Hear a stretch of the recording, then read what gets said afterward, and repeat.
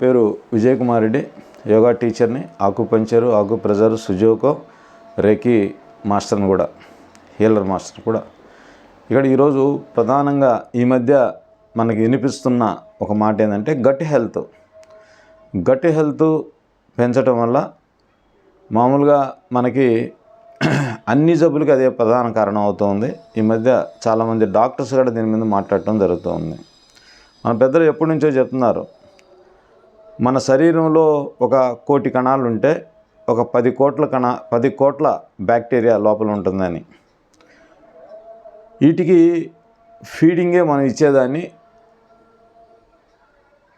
ఇచ్చే ఫీడింగ్ ఉంటుంది కదా, ఆ ఫీడింగు లోపలికి వెళ్ళి ఆ బ్యాక్టీరియా అది స్వీకరించి దాని విసర్జన కానీ, లేదా ఆ బ్యాక్టీరియా ఏ ఆర్గాన్కి ఏ పోషకాలు పోవాలో నిర్ణయం చేస్తూ ఉంటుంది. దీన్ని ప్రధానంగా ప్రీ బ్యాక్టీరియా అంటారు. మీరు ప్రో బ్యాక్టీరియా గురించి తెలుసు, ఎందుకంటే ప్రో బ్యాక్టీరియా అంటే పెరుగు, మజ్జిగ 12 గంటలు ఏదైతే మనకి నిల్వ ఉంటుందో వాటిలోంచి ప్రో బ్యాక్టీరియా వస్తుంది. కానీ ప్రీ బ్యాక్టీరియా అనేది మనం ఇక్కడి నుంచి లోపలికి పంపించేదాన్ని, ఏ బ్యాక్టీరియాకి అయితే లోపల ఉన్న బ్యాక్టీరియా ఆహారంగా మనం పంపించడం దాన్ని ప్రీ బ్యాక్టీరియా యొక్క ఫీడింగ్ అంటారు. దీనికి మనం ఇవ్వాల్సింది చాలా సింపుల్. మెంతులను రాత్రి నానబెట్టి, ఆ నానబెట్టిన మెంతులు 12 గంటలు అయి ఉండాలి, లేదా మొలకెత్తిన మెంతులైన, మొలకెత్తిన అయితే ఇంకా 100%, ఇదైతే 80%.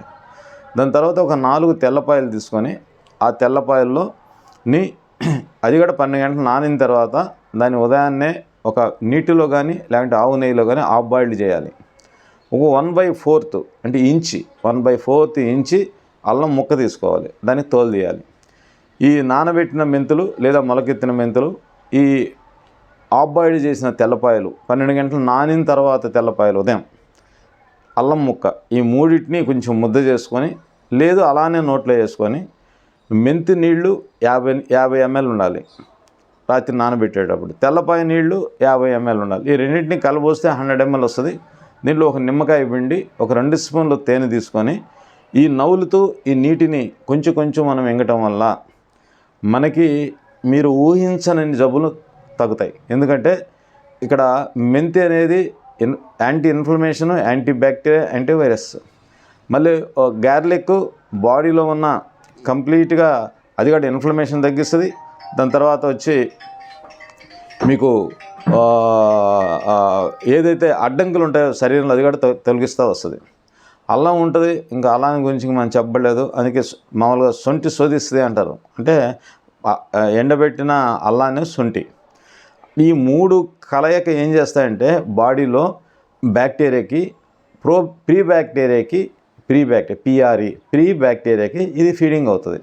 ఎప్పుడైతే ఇది లోపలికి వెళ్ళటం మొదలుపెట్టి గట్ హెల్త్ మనం ఇంప్రూవ్ అయిన తర్వాత ఆటోమేటిక్గా మీకు B12 ఇతర రకాల అన్ని జబ్బులకి ఇది ఒక పరిష్కారం అవుతూ, ఏదైతే స్ట్రెస్కి గురి అవుతూ ఉంటారో, అందుకే మనకి ఈ పిల్లలు మతి అంటే బ్రెయిన్ ఎదగని పిల్లలకి కూడా ఇది ఒక 50% ఇది కరెక్ట్ చేయగలదనే శక్తి ఈ మధ్య ప్రపంచం నిరూపించడం జరిగింది.